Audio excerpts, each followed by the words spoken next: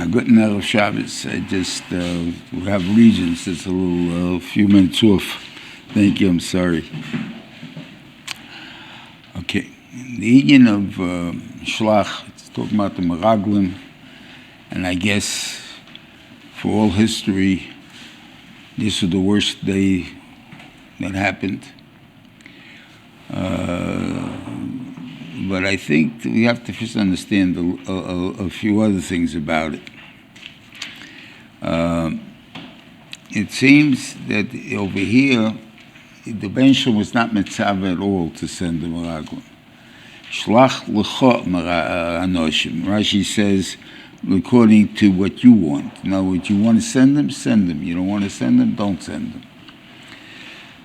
We look in Parshas Seforim, we see that the reason that Moshe Rabbeinu dies is the Meraglim. It doesn't come to Eretz Yisrael, not because of hitting the rock. It's because of the Meraglim. Let me show you the Pasuk.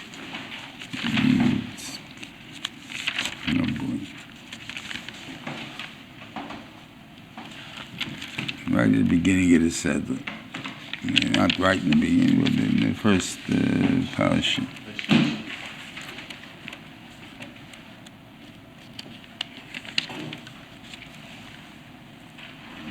Yeah, Pasuk Lamed Zayin in Perek Aleph of Devorim.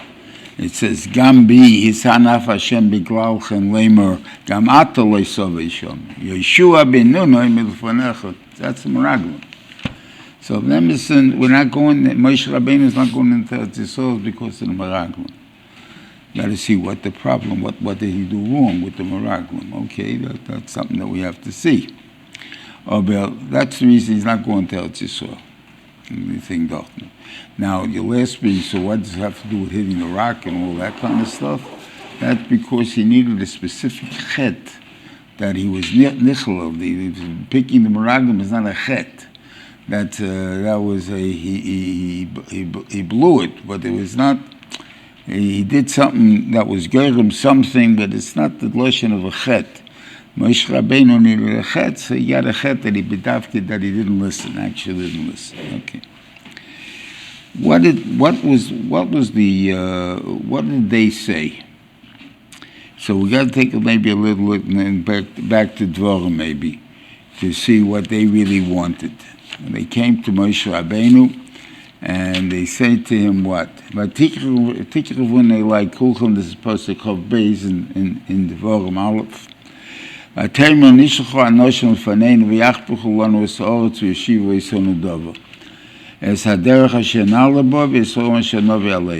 it's a reconnaissance trip. We want to think like any enemy. You want to attack an enemy, you have to know what you're attacking. You want to know what they think, which cities you want to take over, which ones, which is going to be an easy one, laughing one, hard one, whatever it is there. Now it was a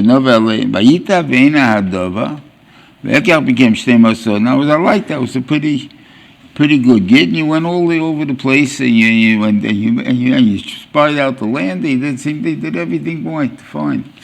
Over here, what does it say he told them to do? He took them out, the 12 guys, and he said, you should take a look at the land, what kind of land it is. That's for reconnaissance. So we have to know if they're a strong nation, not a strong nation. We have to know where do we deploy our soldiers, where do we deploy our cannons, whatever it is there. What does that got to do with anything? What does that got to do with reconnaissance? Defend against, maybe you'll say, okay, that shows the type of the people. The land is good or not? What is that got to do with anything? Right? So obviously, Moshe Rabbeinu realized why they want this. They're not interested in the reconnaissance of anything. They believe in the Rabbeinu Shalom, they trust them, and whoever it is, is it better than Mitzrayim? That's what they want to know. If it's not better than Mitzrayim, we don't want to go. That's as simple as that. And he wants to show him that it's better than Mitzrayim. So I'm telling you, go, and I want you to pay back for the land. I want you I want you to bring back the sea, to show everybody. He said, no, I'm trying to prevent something that you use a funny excuse for, right? Which seems to be like, I don't take you literally. I mean, we had this in Valoisra, we were talking about what do you call it, by the Kibbutz HaTaiva, that they also didn't mean what they said. They were really into the side thing, and the Bnei Shalom and the Moshe Rabbeinu is tiny, what are we going to do? And the Bnei Shalom said to him, there's anything, there's nothing I can't do. And the Bnei, so whatever it is there. And this seems to be like more or less the same thing. The Bnei Shalom, I'm going to try and sneak in that they should see Eretz Yisrael, and therefore by that they're going to want Eretz Yisrael, and then maybe learn it from the fact of I don't know. But l'chayre, this is what his chet was, I think. In other words, you gave them a choice. You gave them the ability to have a choice. And you knew what their choice was leading to. For whatever reason that they were leading for it, you gave them that ability to make that choice. And they made that choice. And they made the wrong choice, obviously. And they made the miraglim, but you made that ability for it. If you wouldn't have offered that, you would have just said, report on the physical, like what you guys are claiming. Okay, you want to send them, send them. That's no big deal. The thing there, but don't tell me about the land, and don't tell me about the quality, don't tell me about the hashkofis, if we can kill them or not kill them, do we have the right weapons, or don't have the right weapons. And the medicine, there's a Rashi, I don't remember where it is. Rashi says that they wouldn't have needed, if it wasn't for the Chet HaMeraglim, they wouldn't have needed any weapons at all to take over Eretz Yisrael. What do you mean wouldn't need any weapons? It means the Bnei Shalom would have given a magefa. What's the kasha? You can't wipe them out. They can give put in a type of magefa, and with it, knock out the whole nation there. The tzira, whatever it is there. Okay. So these are what he called. I think that was the mistake of Moshe Rabbeinu.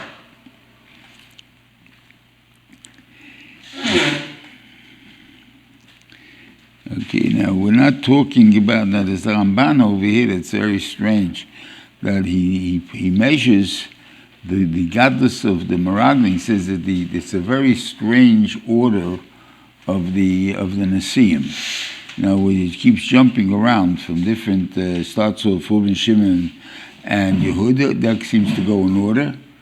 And then he goes to Yisach, which could also be in order if you go with that, but not the order of the births, whatever it is there. And then he goes to Yisach, then he goes to Efraim, and B'Yamin, and then Zvulun, and then Menashe, and then Dan, and the last one is God. So he says it goes according to the godless. So Yeshua, according to that, is pretty much down the line. In other words, he's number 6. Number 5. Okay, number 5.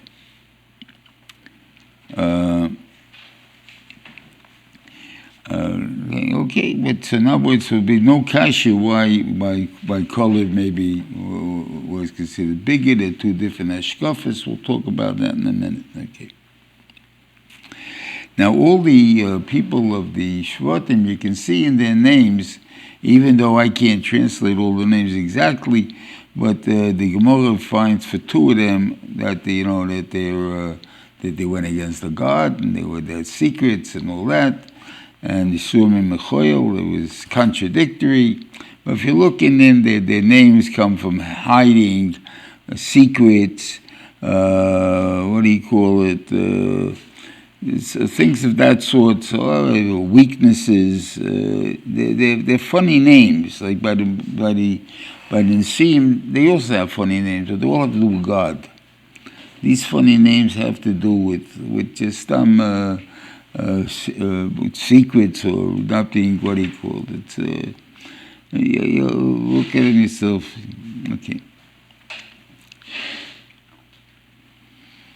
Okay. Now, of the two, it says of the two tzaddikim that are going to be in here, it's called Yifun and Yeshua and Nun, is the one he prays for, Vayikra Moshe Yeshua ben Nun Yeshua ben Nun Yeshua, Vayishla, right, and what he called, whatever it is, that the Ben Yishla will protect you from Atzas Maragul. Okay. Okay, it's true, he says Talmud. That's true. But Kol ben Yifun is his brother-in-law. Right? I think it's familial relations. I mean, l'chayre should be interested in Kol ben Yifun too. Like why do you go to Yeshua?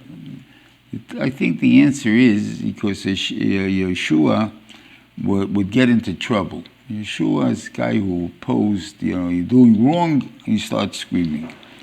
And he starts screaming, so the guys who do wrong get rid of him, very simply. He's annoying us, so we get rid of him. Kalev is a guy who learns how to make sure he'll get the right answer in the end, and the right things will come out. But he's watching the situation as it grows, and he's not willing to just, oppose them on the thing because he knows that that's what they'll do to him. And they're both, the Rochem, as you see, they both obviously, the Grshon applies to both of them, likes both of them, because he says they'll both live through it. But one guy he calls an Eved, and the other one he doesn't. Kolev he calls Kolev Avdi. Doesn't call Yeshua Avdi. I don't know what that means exactly. Is he going to say that being a trickster or whatever you want to call it, or a guy that's going to live politically and stuff is more of an Eved Hashem? Or maybe Pshat is that, there's two types. I mean, there's only, we're talking about the Torah, Vayomesh Yeshua Eved Hashem, it says in Yoshua. But I'm talking about in Chumash, there's only three called Eved Hashem. Avram, Moshe, and Kolev. Those are the only three that are called Eved Hashem in the Torah. Now, there's something must be very special to him if you compare him to Moshe and to Avram, that he should be that. There's something special about him. I say, I don't know what it is, except that when he says somebody is an Eved Hashem, means that I'm your Eved, no matter what the circumstances are. And the thing is, and therefore my job is to firois your kavone, your das, not to make opposing things because it's my das. I don't want to live like that. That's not an Eved Hashem necessarily. An Eved Hashem is, I'm doing your rots and Lebanishim by living with these guys, keeping on my dome, keeping the right ideas and what I want, and what the tachlis olam is, and whatever it is there in the proper perspective, and if it's still staying, hold out till the end. I don't know if that's, it's true, this way of learning it in Golis and stuff like that, and that time maybe that's like an ain of Golis. If you're dealing with 10 guys who caved in and want to do not Chotzon Hashem and stuff like that, how do you oppose them and stuff like that? So that I can't answer you, with using trickery or what do you call it. But obviously, that the Grshon does. It takes a lot, I think we have to consider to think about what is the mile of Kolev in this sense. Okay. Now, they came back and they brought back fruit, and there was 10 guys carried the fruit, and 8 of them carried the grapes. 8 carry the grapes. I mean, you got to be nuts. I mean, how big are the grapes? 8 people carrying a cluster of grapes. So obviously, you got to talk about that the grapes were cantaloupes or watermelons, each one. So, okay, Nakikasha, Grace of Bracha, look at the size it grew to.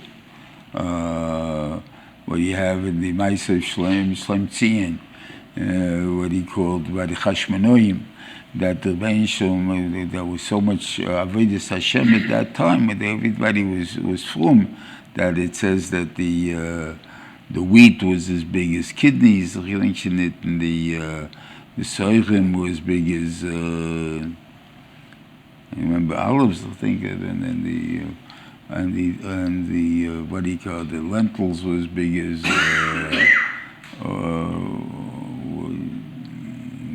a big, I forgot already what the mushel was there, but now it's tremendous size. I mean, you think that, you don't have those little things there. Okay, and it says, sounds like a mechatik bracha, and it probably is. The only problem I got with it is, you like to eat grapes, and when you put out a bunch of grapes on the table, how am I supposed to eat it? You think, don't we slice it up like a watermelon? You take out one grape and you cut it into 10 slices and give it out to the people. Is that how you serve a grape in that time? Or pshat is, maybe there were two different kinds of grapes, or different kinds of grape, depending what you were doing. There's the eating grape, which may have been a small grape, and the wine grape, which is a big grape, because that's a very good thing. If you have one grape that's going to produce a whole barrel of wine, it's a lot better than having a bunch of little grapes producing you into a barrel of wine. So Mamela, that's a reason for it.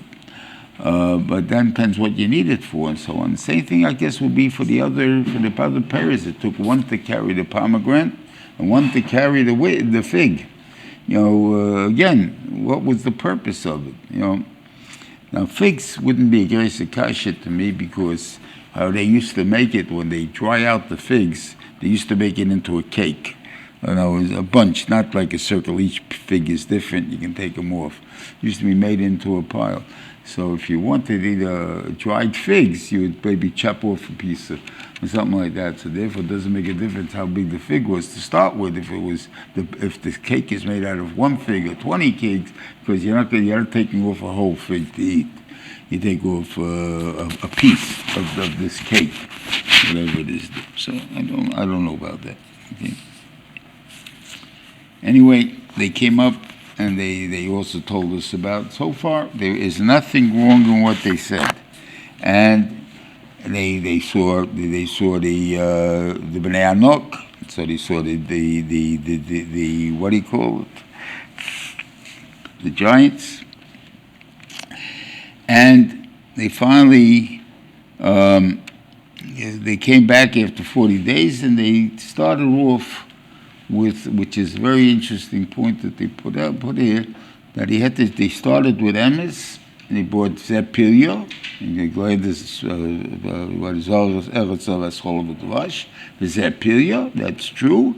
Abel Efes Azhom, the nation is just like the fruit. Now, this is big comparatively to regular food, so they are that much bigger than us compared to people. And therefore, you have to worry about it. And the Rashi says that because you have to start off with the truth, because if you don't start off with the truth, the lie won't take hold. And that's a reason that the Gemara gives, that shekel has one leg. All three letters have one leg. A shin is shaped like this. And even the Svardish shin, which is shaped like with a flatter bottom, is a little bit tilted to the thing, or maybe a flat bottom is also one leg. About the kuf and the reish, for sure one legs, because you can't have a complete lie. Complete lie is not believed. Now we know that's not true. We know that the big lie is even a big lie. So it's a funny thing that they know it's the Holocaust deniers, whatever you want to call them. What does that mean? They deny. Are they blind? They don't have no records of history. There's no what he called. There's no they think they deny it, right? Because the big lie could be believed. Why? Because it comes a funny reasoning. The thing that the big lie is, A guy couldn't possibly say such a big lie. It doesn't make sense unless it's true. That's the thing, though. And another thing, a lie can't have, if it doesn't have some truth in it, so they won't believe it. But if I'm telling you the big lie is I can't believe a person could lie like that, and therefore I believe it. Which of course is narish in a way, because that's what we see, but we see it works. That's what we do see. Okay.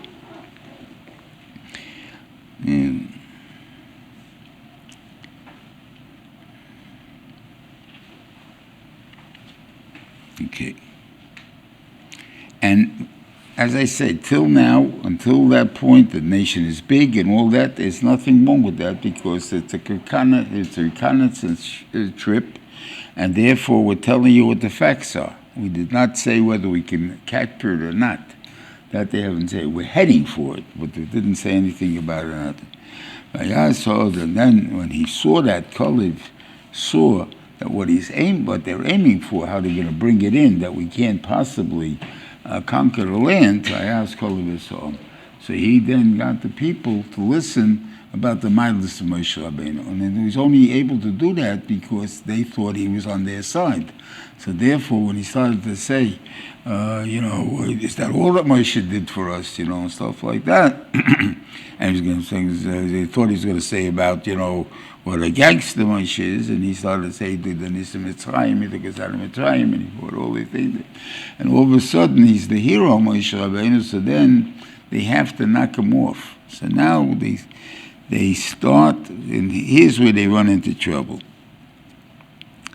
Now, when you're being challenged, and you want to feel rice, what you want to do, what is it that they wanted to feel rice? They wanted to feel rice that, what about not to take out the soil, or they wanted somehow to go back to Mitzrayim. Somehow, that's what they wanted. In other words, why do we have to go to Mokum? We don't know anything about it. It's a place of land, of mountains and stuff like that. I don't need no mountains. I like my level land. I like the beach. I don't need the mountain there. We live around the Nile. We live around the Mediterranean. We live around the Red Sea. We got plenty of water. We don't need any of these things over here that you're going to show me on the things over there. So why? And Mitzrayim is empty. Mitzrayim, when they were dying al hayom, the people of Mitzrayim that were left there were dying in Mitzrayim. So there's nothing left of Mitzrayim. We could just walk in and take it over. There's not a problem. Why are we going here? We're used to Mitzrayim, right? We've been there 190 years. It's ganz geschmack. We have several generations already. We don't know any better temperature, better. What do you call it? We like it. Why should we leave? Okay, that simply be. Now, whether they had other worries, like others talk about what they possibly could have worried about, their own gedula, they were going to lose. When you come to Eretz Yisrael, nobody's going to lead them. They're not going to leave a bunch of. Everybody's going to live separate. They're not going to have that. I can't answer these kashas. These are all, I think, people making thoughts about why would anyone want to do such a. Not go to Eretz Yisrael and be on God's side. Okay. So there, when they were faced with that already, all of a sudden they saw that saying that the enemy is stronger than us may not work. Why won't it work? Because you're telling me that Moshe Rabbeinu can overcome no matter how big the enemies are. So if that's not going to work, you have to make something big. We now have to attack the land. The only thing about but then they said, over my sins, it's Eretz Shvehi. That's the thing. Now, again, the Seder Wilayas doesn't say the Wilayas. They said that wherever we went, there were Levias, and they said it was for their benefit. In other words, that they should be busy with their Levias. They shouldn't be able to spot that there are Raglim here. So that's what the reason that the Benshah made it for. It's mashma that what they told you was the truth, that there were Levias, and so therefore there was no kashin. But your question is how you touch it up. You touch it that people die. You see, there's so many advice that people obviously are dying, Again, are you contradicting yourself? Well, maybe not. We said, the people are very strong, they're very big. Everything else we saw, so that was every is big. So they get cancer. Okay, what's the big deal? All of us, they die. They die young. That's what you're telling me. You're right. You're going to be strong and healthy and everything else, but you can have a heart attack, whatever it is, though. So you're going to die. So it's I mean, I don't know exactly how they figured that the people are not going to ask the questions about Lamaisa. Obviously, they came out because you started, now that they've been challenged, they start to figure out any possible answer they can to define, because the Ikkas, they made up their mind. They're not reporting anymore. They made up their mind, we don't want to go. And if you don't want to go, and here's a possibility we go, we have to knock down his argument and so on. And once we do that, then we land up into saying Shkorim and Lashon Hora, whatever it is. Now, from here we learn out a very big inyan here of the inyan of how to teach, I guess, self-worth. We always fear the person has to have self-esteem. That's a very important thing, that person have kids have to have healthy self-esteem. They don't hold it themselves, they say, I'm a nobody or nothing, and then they're going to be a nobody and a nothing. They have to hold I can do something, or whatever it is. So what is this? How do we teach them? So here it's interesting how they got to become like that. So obviously they saw people that were bigger than Bnei Anok, we were in our own eyes as grasshoppers, and so were we in their eyes. Mashma, if we would have been in our eyes, not like grasshoppers, we hold what Choshev mentioned, they happen to be giants, they're bigger than us, but that don't make them better than us and stuff, or stronger than us, then they would not have looked down at us either. They would have seen, like, who are these little cockroaches over here having a chutzpah to be in front of us. But whatever it is, but it's going to be with a self-respect. Let me find out what these guys got, that have that look at it. But once you have, now it's what really happens is we look at the other guy and we get afraid of the other guy. And because we're afraid of the other guy, all of a sudden we don't think much of ourselves. And if we don't think much of ourselves, they don't think much of us. And that's the point. So that's how it works. So we find really in Pirkei Avos a big inyan that went in Perek Sheni, that there's every word in the mission is a big deal. You have to figure out like what pshat and why and everything else. So what do you have in the beginning of the end of the second parak? You have the stories of Yochem and Zakkai and his Talmidim. So you have a mission tell me who they are, what their names are. Okay. That important? Okay, maybe it is. Then you find out he calls them special names. What do you call it? He tells me what he thinks of them. Who overweighs what, who's a bigger person than the other one. And then he asks them a question, and he asks them what's the best thing in the world. And they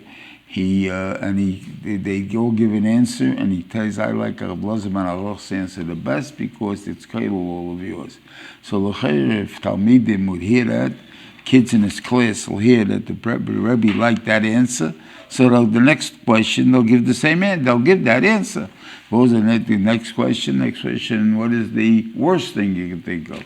So if the best thing is the heart, so the worst it should be your heart. And they all say the same thing that they said the first time backwards. In other words, what they said was a good thing the first time, chaver tov, or shochan tov. They all said shochan or chaver. It's just the same thing backwards. I mean, they don't even hear what the Rebbe says. I mean, what kind of business is that? That's what the Rebbe is telling us. Rabbi Yechim Zakkai had 5 yeshivas in his classroom, right? One was the biggest genius in the Kehorim, one's the biggest memory you have. Then you have one of the biggest the Chochem, or whatever you want to call him, Yeshua. And then the other two is one's a Chosid and one's a Rechet. Okay, that these are special in that name, not that the other people had that, like they're also, but we couldn't think of anything nice about the guy, so we'll give him the Hakos HaTeva Award or something like that. We couldn't think of anything better. That's not what it's talking about. This guy, you are Yerechet. This is what Yerechet looks like, and this is what a Chosid looks like, and something like that. And obviously there's a mile of Yerechet over Chosid, or Chosid over Yerechet, or whatever it is there at each one.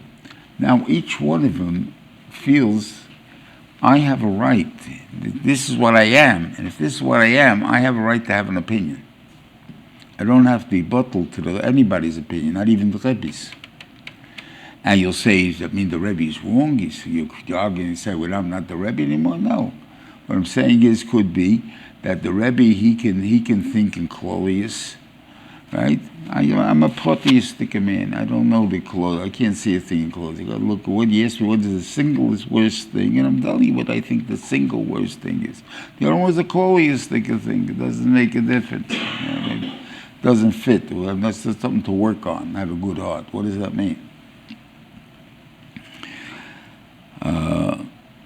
And therefore, they're so important, all those Mishnahs, just to tell you how he built them up. And then he did, and Pirkei Avos, and in Avos L'Nosim, they have, even when they were Nachamavu, Rabbi Yochanan Zaki, he lost his son, and the one he was Mekabel Tanchumim from, so Belazar ben Aroch, and so they go outside after when they're leaving there, they want to discuss what's the future. So I guess for whatever reason, they have to leave Rabbi Yochanan Zaki. I don't know why exactly, but they had to leave him. So Belazar ben Aroch said, "I'm going to the Yumsis." That's a what do you call it? Vacation town or resort town. Is it something like that? Like nice waters and stuff like that. And the other four said they're going to Yavne. Now, normally, if you'd have a Rosh Chabura, which that's what Rabbi Yochanan Zaki was saying he is, whenever all the other Chacham of the world, he would outweigh them, even with Rabbi Elazar on it. So obviously, he's bigger than all of them put together. So if that's the case, and they're talking, they should give in to him. I mean, I can imagine now if a group of Chabura want to go to Eretz Yisrael, and the guy says, "Where should we go?" One guy makes him offer, "Let's go to this and this guy." That Amorat you're going to go to. So all of a sudden, everybody gets scared to say anything anymore because he just that they did. And wherever he says we're going to go, that's where we go. That's what we end up doing. I mean, that's how normally it's going to work, unless you feel I have an opinion. If he's the one that has an opinion, then there's nothing of us. It's just he gave me just to make a suggestion. Then whatever it is, we do what he does. Over here, the idea is we don't care what you say. I mean, obviously we like to hear it. I don't mean we don't care, but the fact that you said it doesn't make it earnest. What I have to think about it and see if I agree.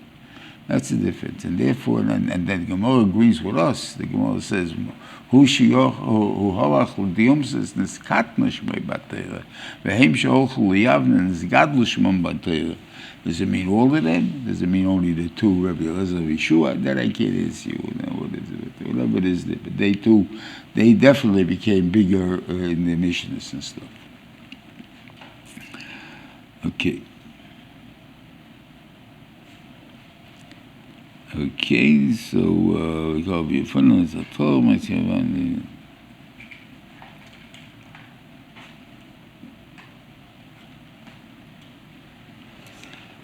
Okay, Reuven appears. They wanted to kill him, and the Reuven is complaining that why Yamili b'chol should cease to be killed. They say also these were the first 10 minutes. He says later, the 10 Avos, we'll talk about that then. He gives a tefillah. He gives the tefillah which is different than the tefillah of the Meraglim, of the ego. The Egel is that they'll say that, what do you call it, and here they're going to say that you took him out and you couldn't take him to Eretz Yisrael, and therefore, because you weren't able to bring him to him, Bilti Cheres Hashem Lo Yisrael Mazeh Lotz. Yeah. Why do you give a different tefillah? And we'll say we use that in other places. We'll use it in the Vom. We'll talk about that. Is the idea is if you had one answer that would excuse me, so then I don't have to give you a new answer, and therefore whatever I do wrong, you always have an excuse. We don't want me trying to say this. You don't want me trying to say this. Okay, so I got to forgive you. What am I going to do? Right? And saying that obviously the very shalom that doesn't work more than once at a time. When I'm ready to get rid of you, you have to try to come up with a good excuse of why we should keep you around. Okay.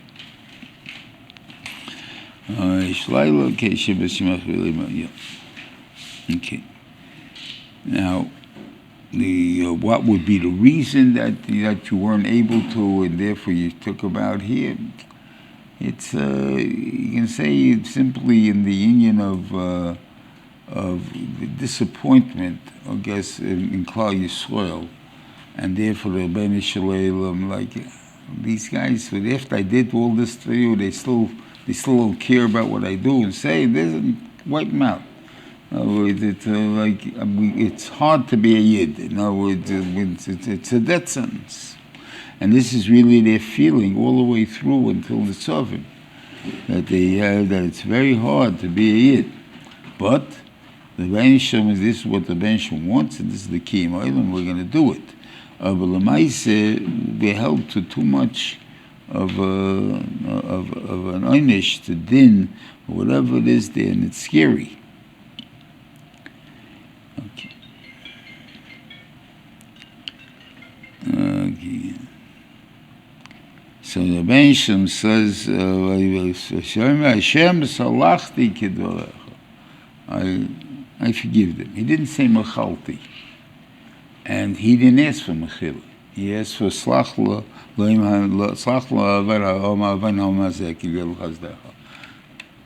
Now, there's a big difference between slicha and mechila. We spoke about this before, but I think maybe it's good to review it. Slicha is obviously used for shkoga. That's what it is.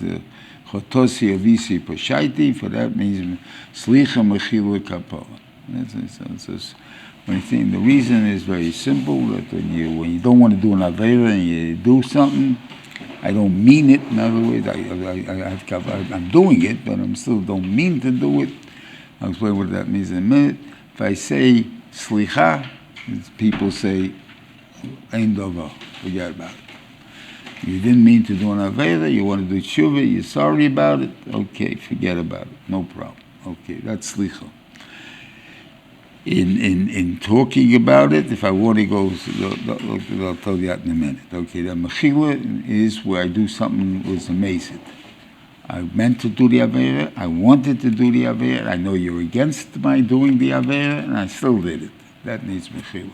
Like, I owe you money, please be mochel me, I don't have to pay you back.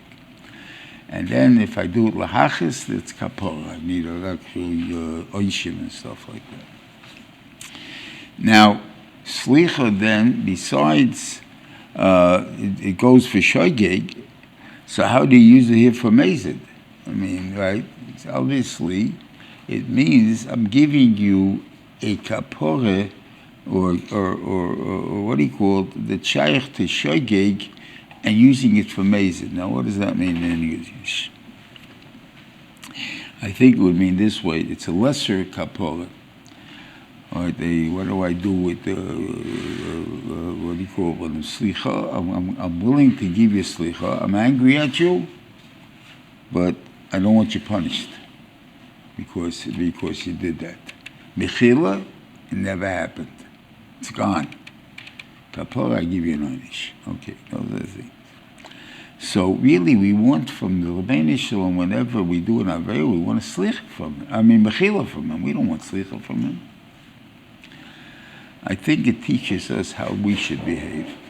and this is, I think, the important point, that we always have a problem of people that like Krishna, go over and there's a preamble to Krishna that I'm moichel anybody that did me any avla, whether it's money or physical things to me, I'm moichel them today. Yeah, you moichel them. You don't have any tightness on them. Oh, sure, I'm angry. So if you're angry, you want moichel them. So why you tell me you were moichel them? So it's a very dangerous thing to say that I was moichel you. I'm not moichel you. Now I'm going to be nanish, because if I have no right to be angry at you and I'm angry at you, so then I'm going to get punished for that. So this is the thing. So obviously, it's the thing. Slicha is I'm angry at you, but I'm willing to live with you. So that's, I think, would be the more proper response, would be slicha. I slicha everybody. I don't know how to say the word. I don't know exactly. I'm solech them. I don't know whatever it is. That not meichel them, because then I'm entitled yet to be angry, but I don't want them punished. That's a different Indian. I don't want them punished. I think no one should be punished because of me. But as far as being angry, I feel I'm entitled to being angry at them. It's not if they didn't ask me mechil or anything like that. And I think that is what it is. And therefore, both here, by the Egel, which the Egel he never forgave. As he said, again, Shelach, he was able to live together with us. He built the Mishkan, he built everything. That was what Rashi brings down over there. That's where Ben Shum forgave us. He says, Shelachti Kidvarech. It didn't say again, and even on the Chumash it doesn't say that. But Rashi said it must be Kabbalah someplace or somewhere that there's Shelachti Kidvarech over there. But on the Meraglim it says in Ferish in the Pasuk, Shelachti Kidvarech. But I didn't forgive you. I'm going to kill you all out. There's nothing there. Angry at you, but I'm not destroying you. And that's why he says, now why is he picking on these 10 times? We're going to have more Avedas in the Midbar. This is the Meraglim. Meraglim is happening in the second year in the Midbar. I mean, you have after this, you'll have Ba'Poel, and you'll have, what do you call, Taver, and it could be used before. Ba'Poel, you have at least 2 more. What else do you have? What do you have in the later years? Zimri, you have later on. What do you call it? Korach is right after this. It's afterwards. So you have, and even they're so strong with Korach, he wants to destroy Klal Yisrael twice by Korach. It's 4 times. Once by the Egel, once by Meraglim, and twice by Korach. He wants to destroy this twice, and that's also happened later. So, you're talking about why you're not including these Averis. Right now in the Torah you can't, because we're talking about the Meraglim.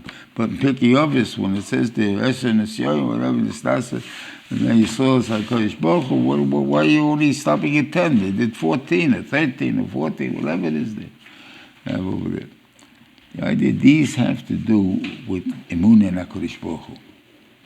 The other Averis is covered, Taiva, other things. It's a different type of Aveda, and that's what I'm talking about. But these 10 were interested in the God's Keach, and they disregarded the Keach by Kodesh Baruch Hu, what they saw, and they still were afraid. Now the question is, why would they think like that? I saw the bench was able to do this to Mitzrayim, so of course he can get rid of anybody. You'll ask any kid, you'll see a magician do something. No, he can do that, he can do anything. He knows that, he knows everything. Obviously we know that's wrong. It's not necessarily true, one or the other. But why not? Why wouldn't you say that? So I saw the Payil, even by God, in the 67 war. What happened, the Israelis had 400 planes, and all the Arab countries combined had 400 planes. And the Israelis caught all 400 planes on the ground. None of them ever took off, the Arab planes. And we all know that whoever controls the skies controls the ground, so it doesn't make a difference. So they won the war right that first day, first 10 minutes of the war. They won the war. So at that time, Russia was talking very stark about coming into the war on the side of the Arabs. And when they were talking like that, so people started in the street, what's going to be if Russia comes into the war? And one guy would say, well, eventually showed Nissim till now, show Nissim again. And another guy would answer and say, show Nissim that the Arabs only have 400 planes, the Russians have 8,000 planes. How are you going to show me Nissim? Right? So as far as they're concerned, the only way you can show me Nissim the way you showed me before. In other words, using the Esamakis against the Yolam Alef Malachim is not going to do the job. It's not going to do the job, so then there's no purpose in it. In other words, you don't have the keach. That's what the thing is. Even though I've showed you all different keachas that I have, whatever it is there, and you saw it, Afal became when you started measuring against Mitzrayim, against Laman Alef Malachim, you said, I can't do it.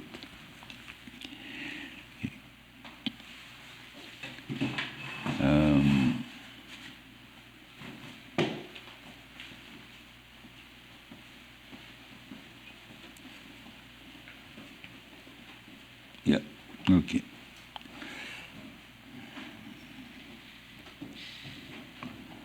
Okay, I'm sorry.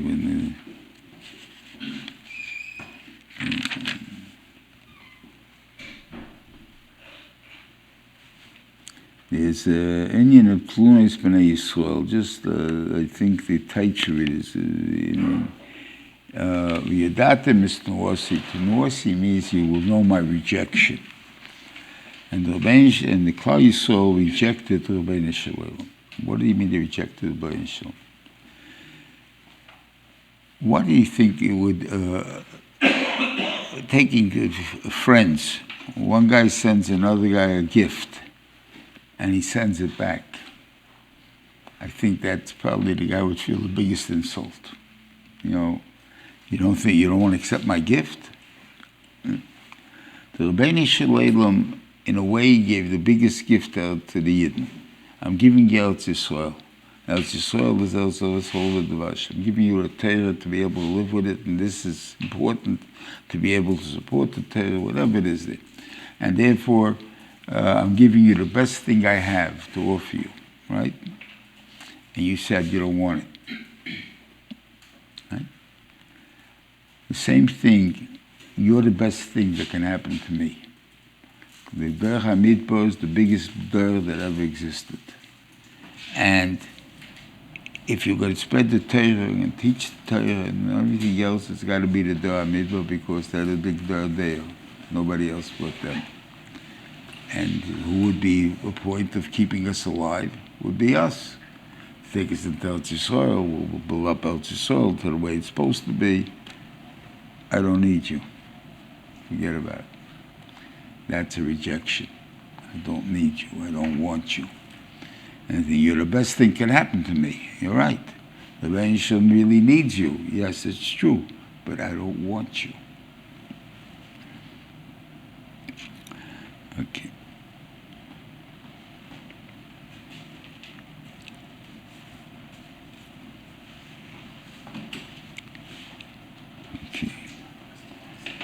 There's also a thing that people have to learn, and I guess it's hard. In this case, you had a Navi that tell it to you. But you don't always have a second chance. The people think, I want to do an Avera. Okay, you don't like my Avera? I'll do the mitzvah again. No, you had your choice. That's it. There's a lot of people who think like that in business negotiations. I've seen this already also, where a guy comes in and he says, let's make a pshara. You think that, okay, I made a pshara, and I don't agree. right? So then I say, I want the pshara plus what you would have thinking. He says, I don't want that. If you're not taking the pshara, I don't want anything to do with you. It has nothing to do with pshara. In other words, if you're not taking Eretz Yisrael, then the Kohen can have him doing tshuva and say, now I'm willing to take it, and stuff like that. It's too late, fella. You had your choice. You had your voice. You don't want to do it. It's too late. So I say in business, there's also things like that. I can't think of an actual case where you dig yourself in the beginning, and you come out to a country, what do you call agreement with pshara, and then the guy still wants that plus something. What again? The guy says, no, it's either this or that. It doesn't go plus. And so you're losing that, and that people don't understand sometimes. Okay.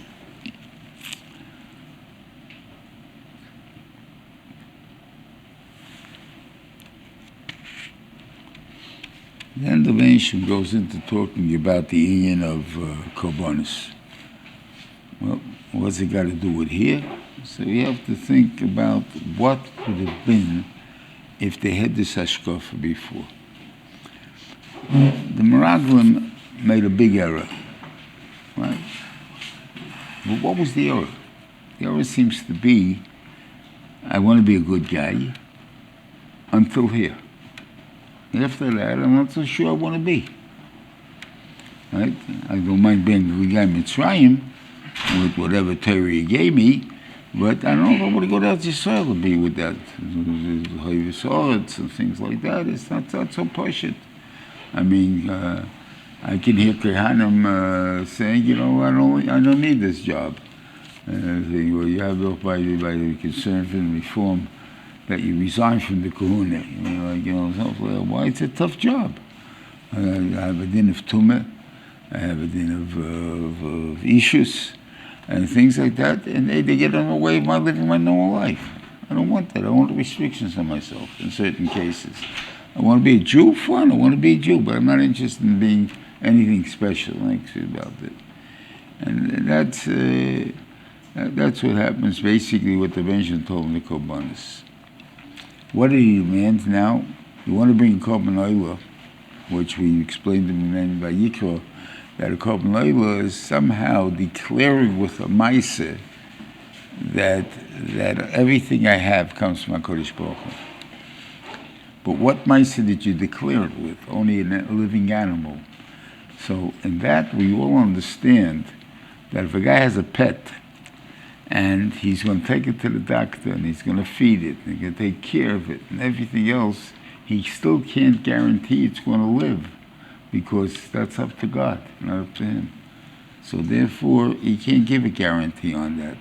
He can try his best. He can do things so things that he understands is not completely up to him.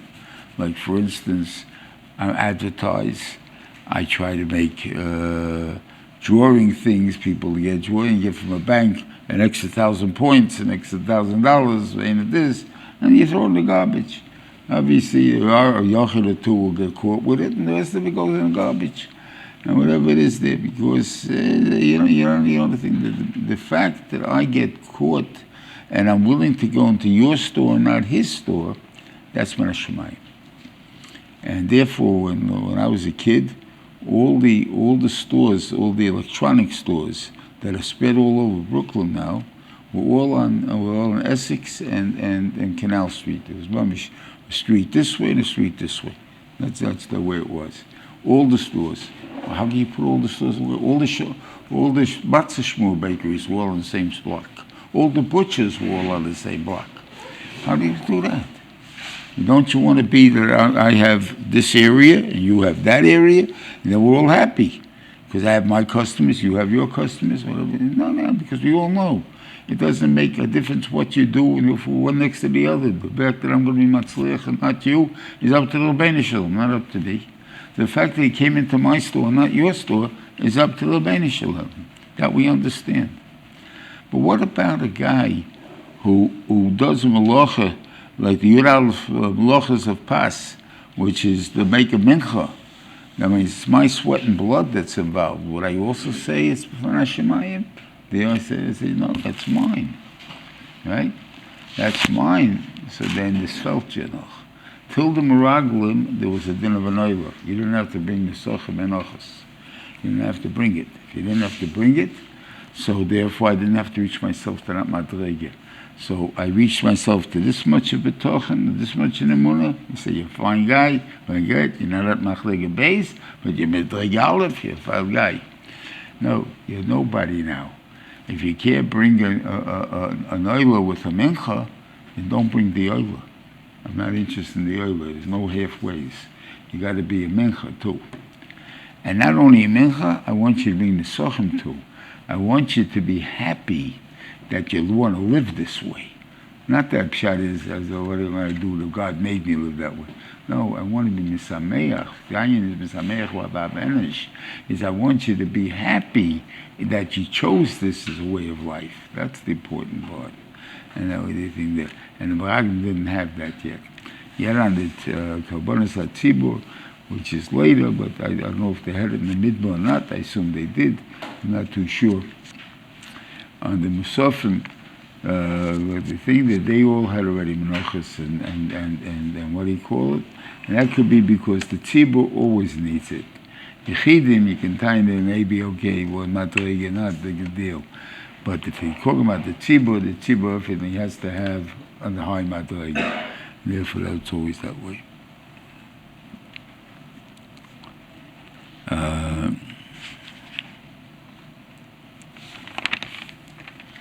Then you also have challah here. Challah is it's a double tax, really. You know, you have the tax of income tax, that's truma, meiser, and all that. Challah is what I might be baking it. I already paid income tax on it. I want to eat it. I got to give challah too. So it's like sales tax. So I don't know if they got it from there or not, but the mice is that we understand there can be two taxes. And what's pshat? One is that for the fact that you made something, you have to be makatev, and the second, if I can spend it and use it, I also have to be makatev, and stuff like that. And that's also maybe something that your whole life is the giving and the using. In other words, you can't say I already paid for that. What are you charging me again for? You know, everything there. It works with Social Security also, that time on that. I don't remember what it was, though.